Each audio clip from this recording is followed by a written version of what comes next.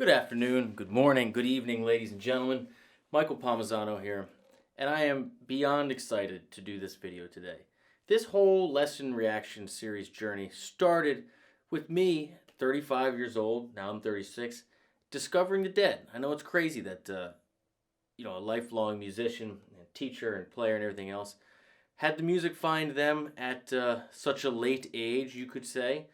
But I feel like that's kind of the deal with this music. And so many of you have written me emails and dropped me notes and, explained how the music found them. And I feel like everybody that loves this music has a story about when the music found them, not the other way around. It's pretty interesting. Anyhow, I want to say first, thank you for taking this journey with me. It has been the pleasure of my life to rediscover, a true passion for playing guitar in a way that I hadn't in a long time. I'm playing more than ever, practicing more than ever, making more videos, working more, being better at home with wife and kids, everything. It's all better. And it was, it all came at the perfect time, and it's because of you guys. So thank you. Number two. It has been brought to my attention by a subscriber at my website, not on YouTube, that it is time for me to do what is quote-unquote considered the holy grail of Dead shows, Cornell 77.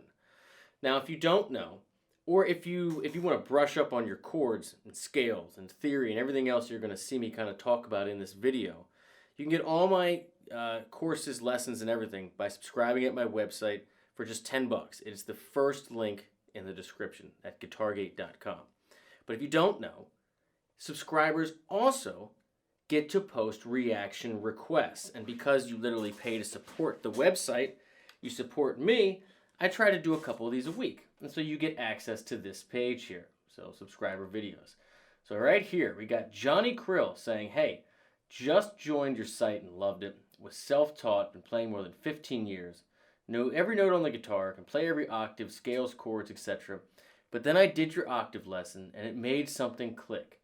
It just provided, It just provided a different perspective, and I look forward towards going through your other lessons.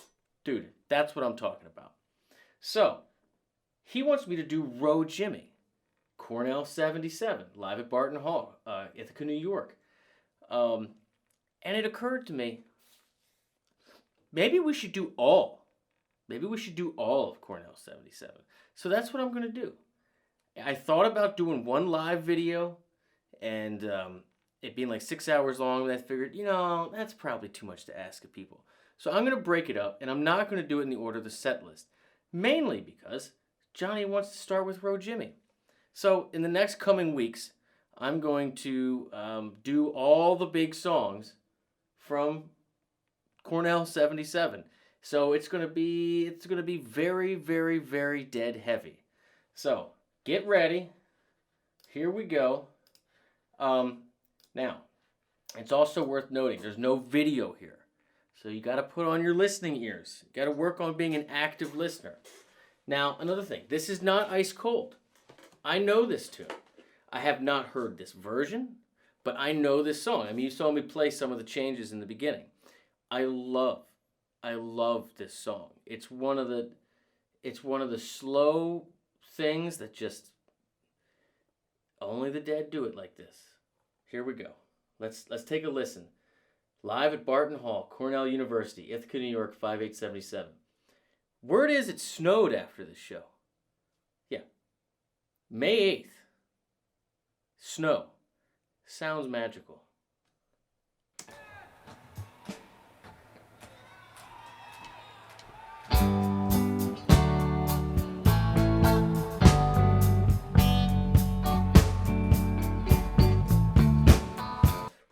Right off the bat, Phil's doing cool stuff in the bass.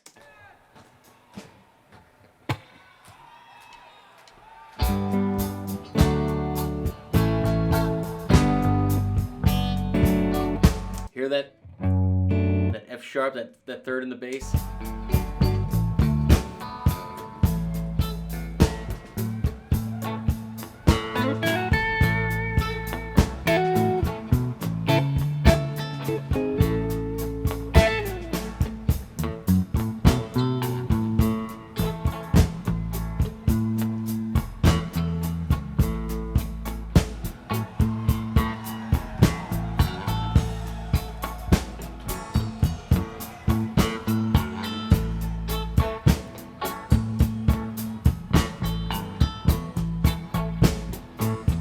Okay. Okay. So, two things very quickly. One, the sound is incredible. The actual sound. Phil and Bobby sound great, and you can hear them really well. That is not the case for most of the Live Dead recordings I've heard. So the actual sound is great. So turn it up if you're listening to this, or put the cans on or something, and really, really listen. Two, this groove is a groove that only the Dead does. This is one of those tunes where if I would, especially if they were a professional or even just amateur, but studied musician, if they were not into this band and I was going to show them a song that would say, kind of show them what they do that other people don't, this would have to be one of those to consider. Maybe the one, because listen to this groove. This is a one drop, essentially a reggae one drop, but with a straight feel. So instead of the right, instead of the shuffle, like the triplet feel on the hi-hat, right, where you take out the middle note and that gives you that shuffle, and then you're dropping with the kick and the click at the same time, like you do in roots reggae. It's got the same drop, but the feel is not it's a straight feel. So this is a mix between literally a roots reggae one drop and like a straight eighth, feel on top. And talk about the sum being better than, more than the parts, right? If you listen to just the drums, you don't quite get it. But you hear Bobby's sporadic offbeats. He's not doing the reggae thing, like the...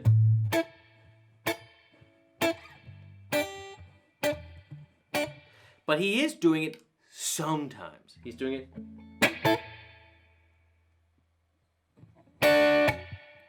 Right?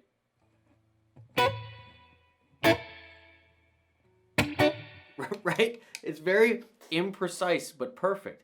And then you have Phil alternating between really walking around and playing, more reggae style bass grooves. And the keys are alternating back and forth between laying that floor, that sonic floor, and then also doing the strikes with it every now and again when the beat feels like it needs to be propelled a little bit. And then through all of it, you have Jerry doing what I call the rope, that where he's like sliding into everything. And I don't think there's another human that has his feel, because it's so unique. And you put all those things together, and it's really, I mean, they're the only ones that do this. They're the only ones that have this sound. We're going to go back and listen to it again. I mean, just listen to the groove like you've never heard it before.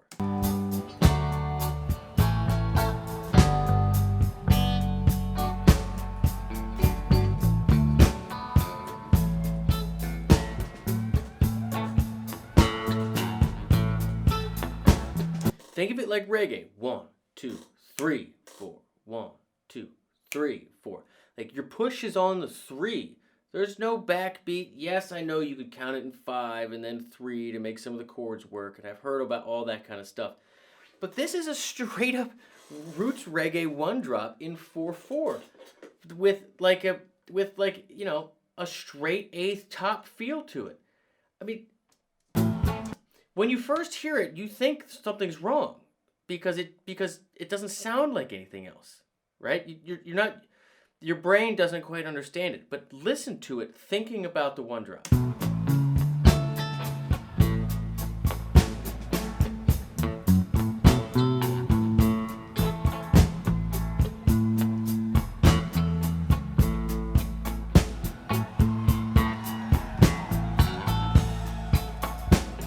Bobby sounds great.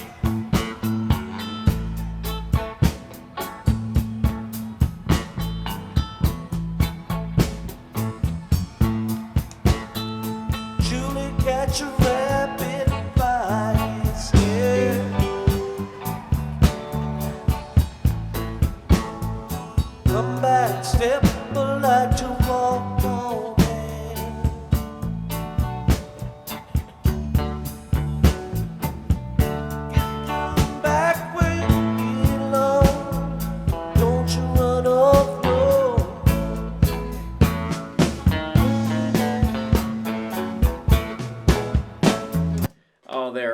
fire tonight.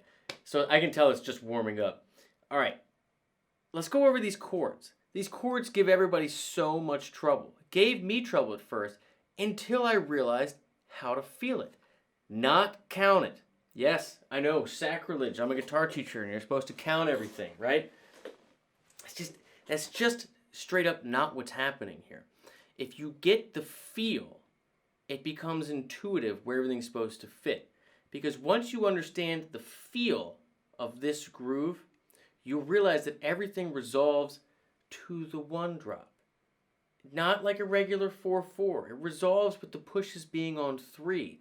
And when you get used to that with a straight feel on the hi-hat, but everything being pushed from the 3, it stops bothering you that the melody and the harmony is changing mid-bar, you know? It becomes the song that we all know and love. And so check it out. Let's go back a little bit. Check it.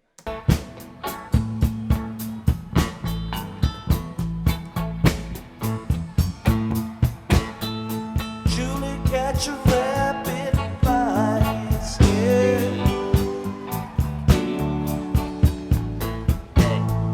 Come back. So that first part. Julie, catch a rabbit by its tail.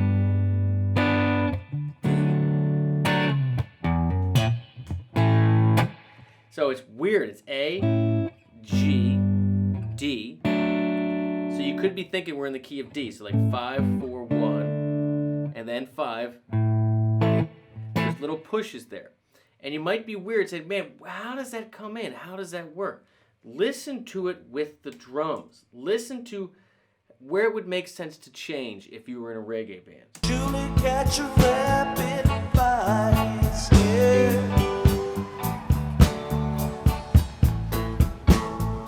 Come back. You hear how it makes sense when you're always waiting for that doof on the 3.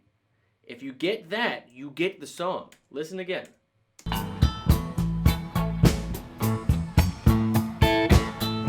Julie, catch a rabbit by its ear.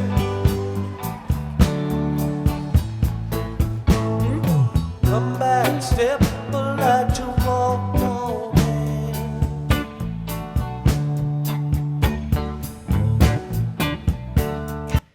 Such a cool thing there. So yeah, you could count that D for 5, but like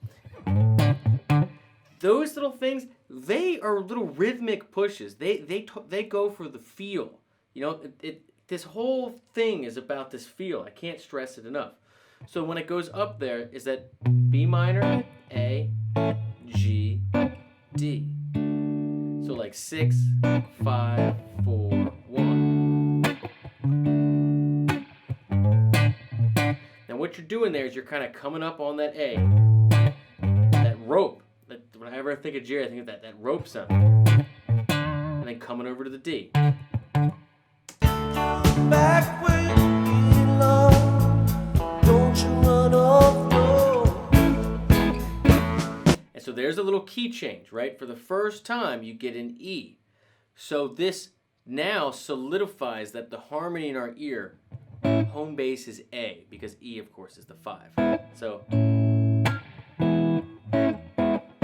it's like a weird sort of semi-modulation. I don't really know how to explain it. It's just that it's clear that the song is about D in a lot of ways, but the harmonic center keeps being structured back to make you feel A. So it's almost like a song about the 4 chord, but that's not. I know I just lost like everyone, but that's kind of true.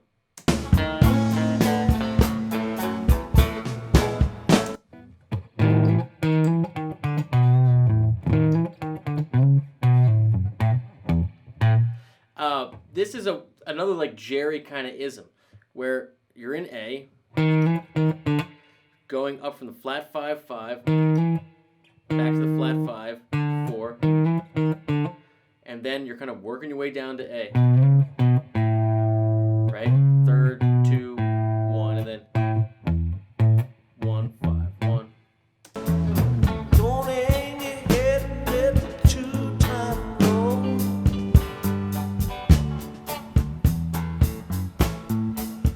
a shack built to a pine flow.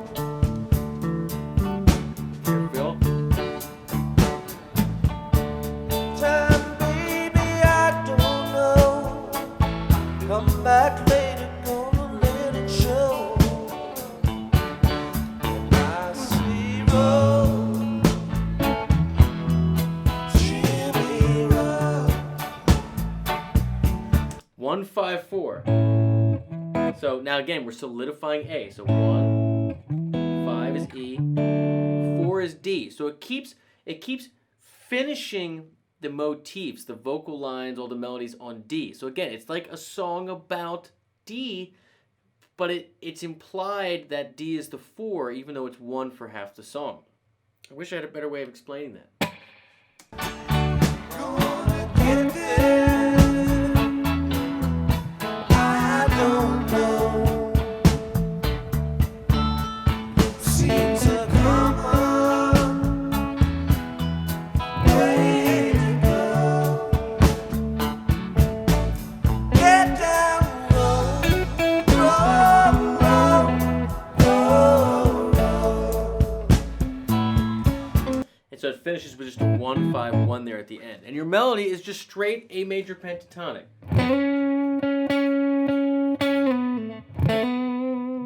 Right? So when you're in this part. So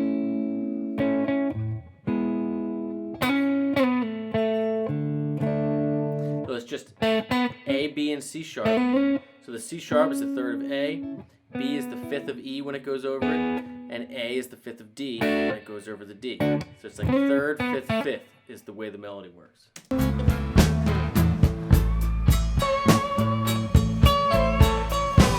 Slide. Is that Bobby? No, can't be Bobby.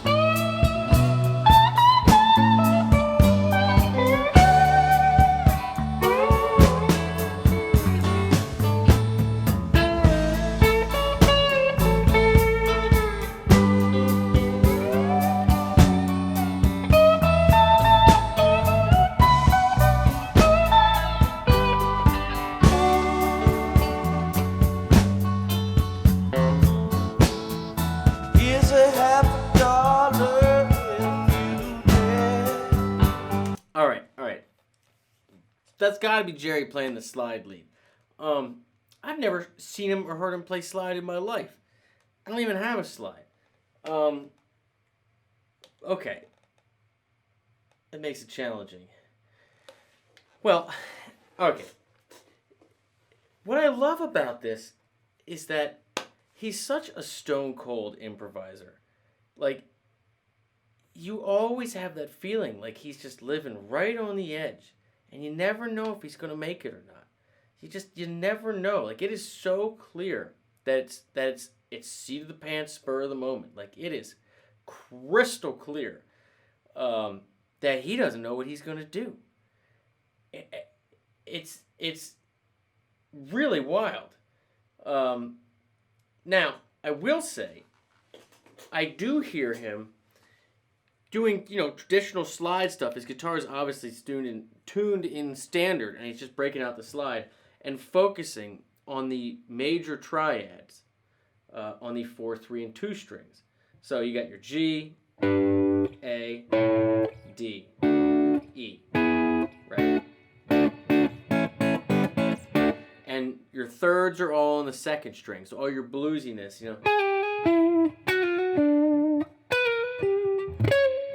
is going to kind of come out of there. So he's got a road map, if you will. So let's go back. Let's go back.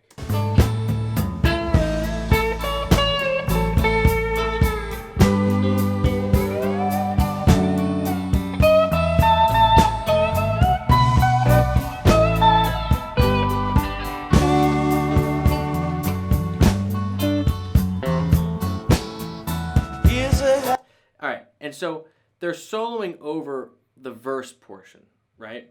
So let's go back. Let's get some more. So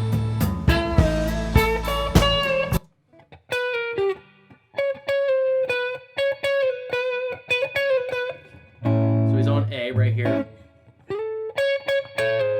You're going to hear him walk back. Man, thirds on the second string to get that G.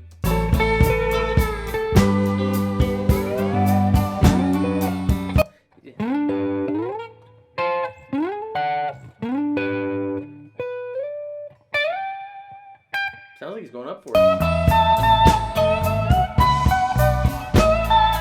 It's getting that B minor triad up here. Again, remember with the slide, you can only play stuff on the same fret, generally speaking. So he's getting it up here. And how's he going to do that?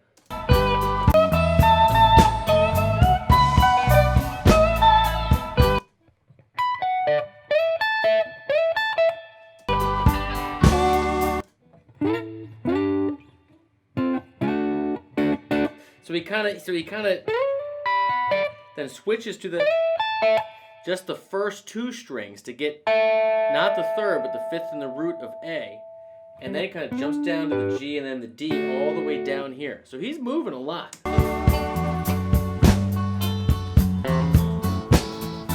Here's $50 if you dare. Let's talk about that melody line real quick too. So you're on A.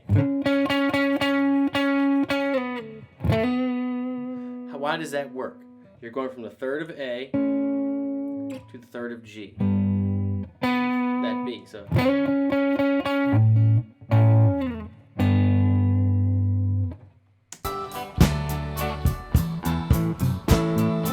Double twist when you hit the air.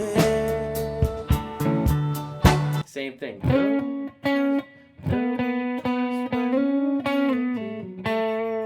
It's just 1, 2, 3 and A. Just sung really, really well. And you get it. The double twist starts in the B minor, so that's the root. Going up to that's a chord tone of A. Then of course A is the fifth of D. Remember, it always seems to resolve on D.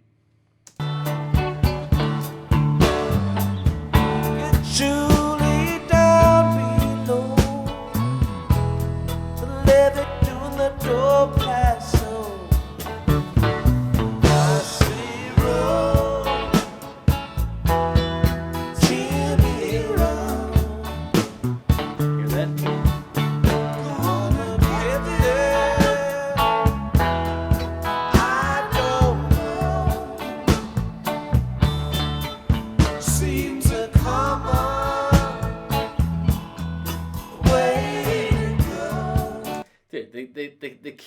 The keys are great.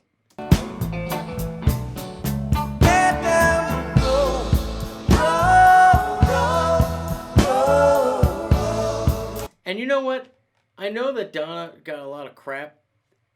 I think these harmonies sound. I think they sound great in the chorus. I like it. All those little fall offs.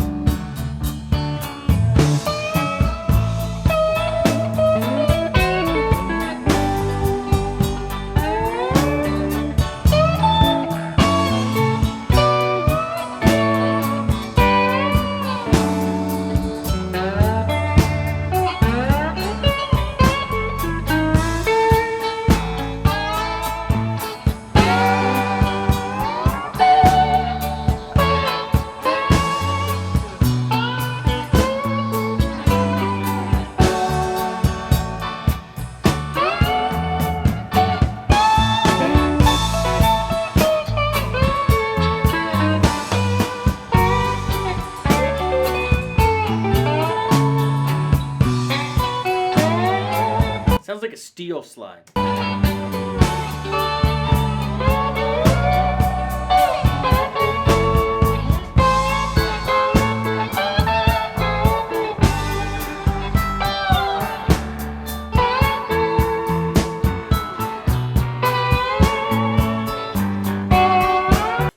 Sorry, the camera had to restart. Here we go.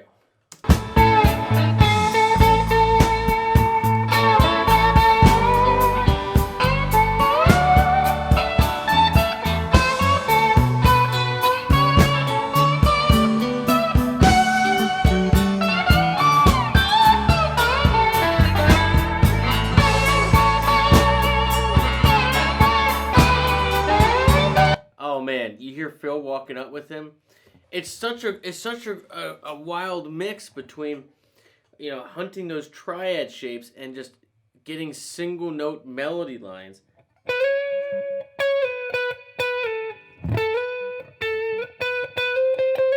But you know, the thing to take away from all this though is just his vibe. His vibe is so unpredictable. Like, you don't know if he's gonna go up or down. You don't know if he's gonna really go over the fret and you know, get the intonation right. Like, it's, you know, sometimes you hear a pure fretted sound, and sometimes you hear it kind of jangle a little bit. Like, he's such an experimental and unpredictable player, but at the same time, you know, he knows which chords he's going over and when they're changing exactly and how to outline them. It really is unlike any other type of playing that I've heard.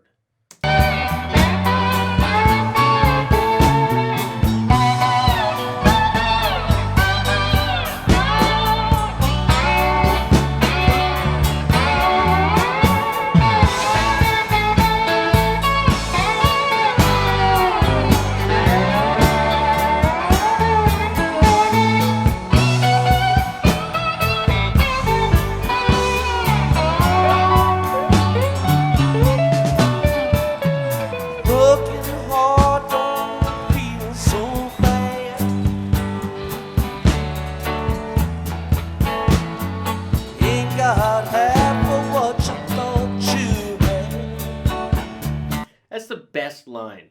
God, you guys know how much I love Robert Hunter. Broken heart don't feel so bad. You only had half of what you thought you had.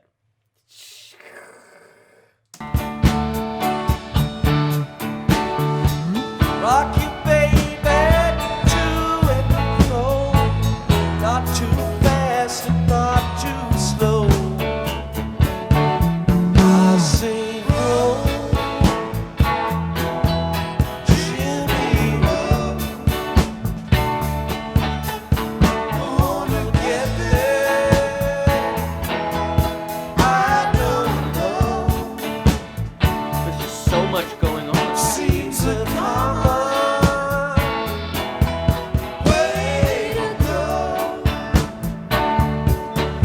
Get down, go, go, go, go.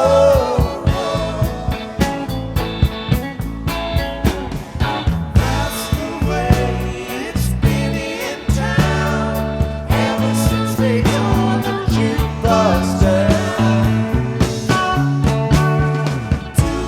Please don't buy no more. Not so much as it done before.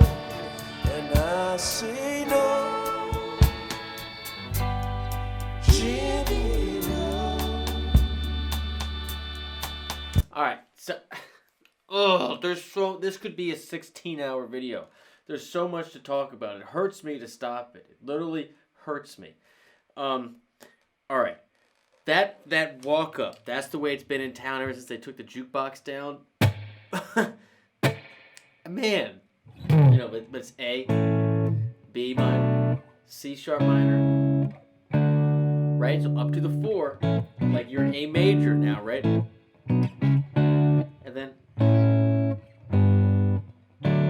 then then you're walking down in D major, right?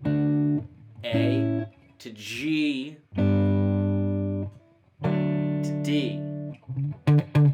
So killer, so killer. And then when it comes out of it, everything gets stripped down for when they do the whole row Jimmy part. It gets stripped down, and the drums. Listen to the drums. They lose the actual drop for the one drop, but they add the bruh, bruh, bruh, bruh, and it becomes the feel is really evident here, like the reggae vibe. Check this.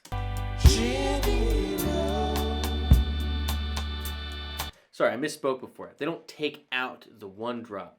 They take out the snare. So it's just the kick that drops. And now you're getting those little, almost like a shuffle, like reggae thing. This has been the underlying groove the whole time. But having it all stripped out with just the keys, the vocals, and the stripped down drums, I mean, love it. Gonna get there, I don't know. Seems a common way to go. Get down,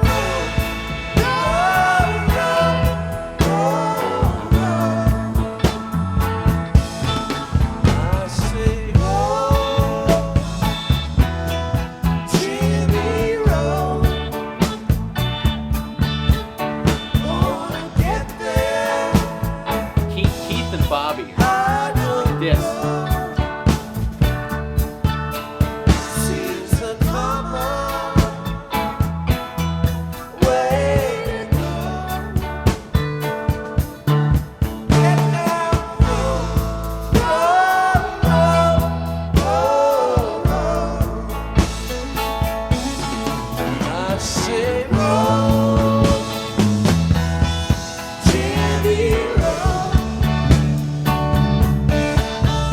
Gonna get there, I don't know. Seems a common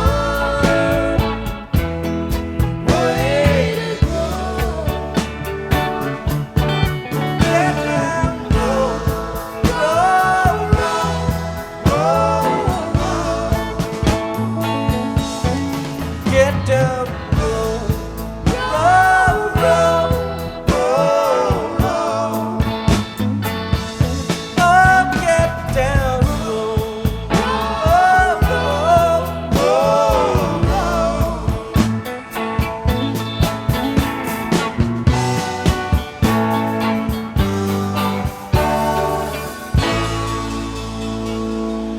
Oh yeah, finishing with that.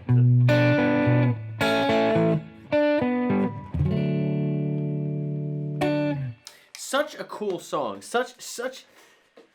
Oh man,